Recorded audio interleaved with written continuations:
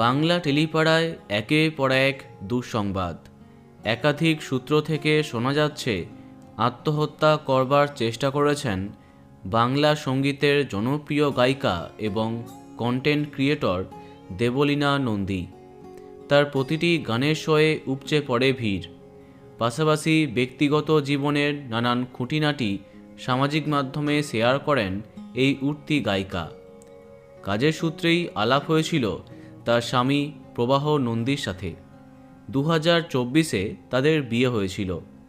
তারপর থেকে তাদেরকে সুখী দম্পতি বলেই চিনেছে দর্শক। একের পর এক অন্তরঙ্গ মুহূর্তের সাক্ষী তাদের সামাজিক মাধ্যম। কিন্তু বাস্তবে পুরো ছবিটাই আলাদা। শোনা যাচ্ছে একসঙ্গে অনেক ঘুমের ওষুধ খেয়ে আত্মহত্যার চেষ্টা করেছেন এই গায়িকা। সামাজিক মাধ্যম তোলপাড়। আত্মহত্যার চেষ্টা করবার আগে ফেসবুক লাইভে এসে দেবলীনা জানিয়েছিলেন সব দিকে সমস্যা চলছে।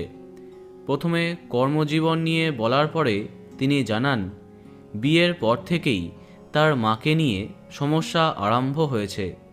তিনি সবাইকে নিয়ে চলতে চেয়েছেন, কিন্তু শেষ পর্যন্ত হেরে গিয়েছেন।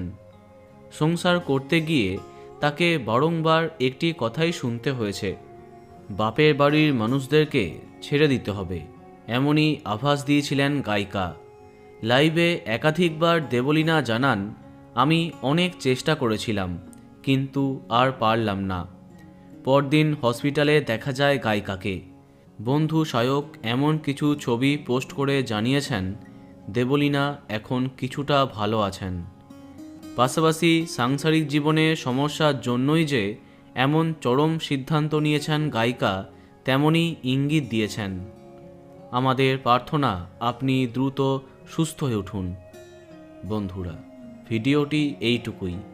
বাংলা বিনোদনের অন্যান্য খবর পেতে সাবস্ক্রাইব কারেন্ট বস। ধন্যবাদ।